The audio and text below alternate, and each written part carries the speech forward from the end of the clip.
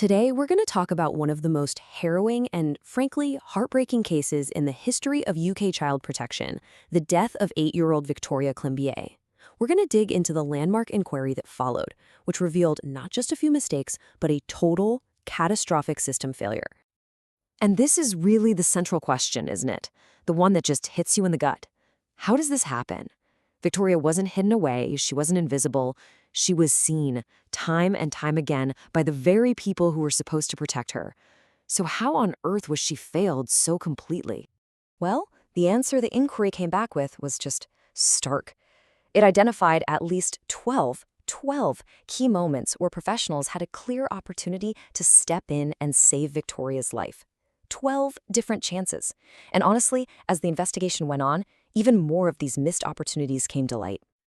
So, to really get our heads around this systemic failure, we need to walk through Victoria's final months in the UK. This timeline isn't just a list of dates. It's really a map of escalating danger and a trail of red flags that were, tragically, missed. So you can see it here. Victoria arrives in London in April of 1999. Just 3 months later, by July, she's in the hospital with injuries that were clearly not accidental. A month after that, she's back in the hospital again.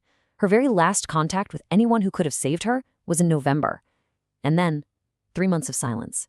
In February 2000, she died of hypothermia, malnutrition, and multiple organ failure. You know, the thing is, the alarm bells started ringing almost right away.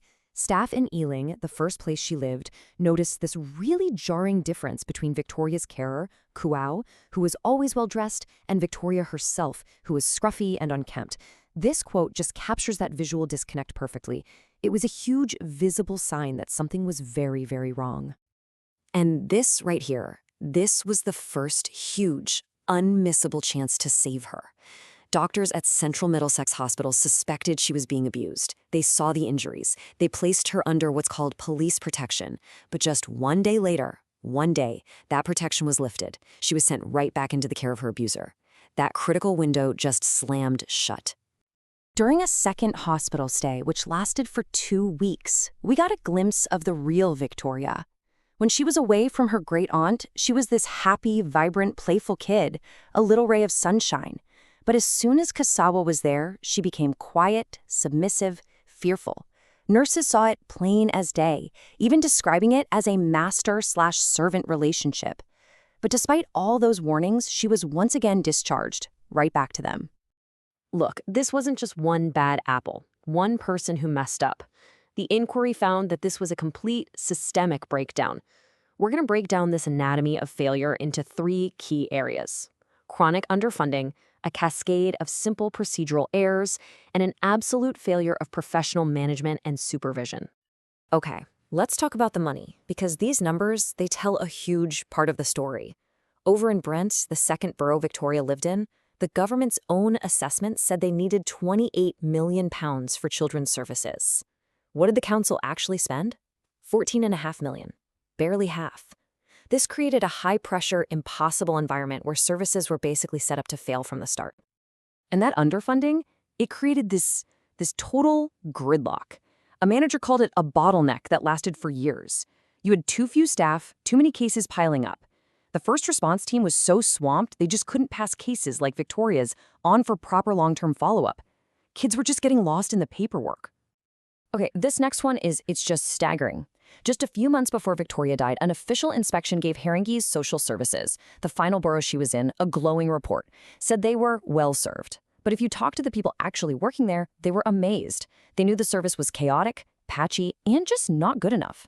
This massive disconnect between the official story and the reality on the ground proved to be fatal. And it wasn't just these huge systemic issues. It was a whole series of, well, basic catastrophic mistakes. A fax from the first hospital detailing her injuries was sent, but never properly read. No one did a simple check on Quowo's passport. If they had, they would have seen Victoria wasn't her daughter. The different boroughs couldn't share information because their computer systems didn't talk to each other.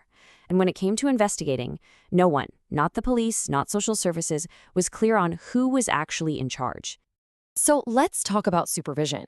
It's basically the safety net for the safety net. It's where experienced managers guide and check the work of their frontline staff. It's supposed to be the cornerstone of the whole profession. But in Haringey, it was pretty much non-existent. The social worker on Victoria's case was supposed to get supervision every 2 or 3 weeks. In reality, it was every 7 weeks. She was inexperienced, totally unsupported, and left completely on her own. Get this, the situation was so bad, the dysfunction so deep, that Lord Lamming, who was leading the inquiry, actually started to wonder if Haringey Council was deliberately hiding things from him. After they repeatedly failed to hand over documents, crucial files were suddenly found in a locked cabinet. But in the end, Lord Lamming concluded it wasn't a conspiracy. It was just staggering, unbelievable incompetence. Okay, so after all of that, after months of just devastating testimony, what was the big lesson here? What did the inquiry actually conclude? Well, its findings were so powerful because they were so incredibly direct and simple. And this quote from Lord Lamming, it really gets to the heart of everything. He concluded that Victoria's death wasn't because of a lack of complicated new laws or procedures. It was a failure to do the absolute basics, a failure to read a file properly, to ask a simple question, to pick up the phone and talk to another agency, a failure to just do the fundamental duties of the job. Basically, the inquiry found that too many managers were just administrators. They were focused on paperwork, on processes, on ticking boxes. They weren't focused on the actual outcome for the child. Lord Lamming's message was crystal clear. You need real leaders who are focused on protecting children, not just managing a bureaucracy. A tragedy like this can't just happen and be forgotten. It absolutely demanded a complete overhaul of the system. So the final part of the inquiry was all about rebuilding child protection from the ground up to create a real, lasting legacy in Victoria's name. The Lamming report basically sparked a revolution. It led to the creation of new local boards to literally force agencies to work together. It launched the huge Every Child Matters program.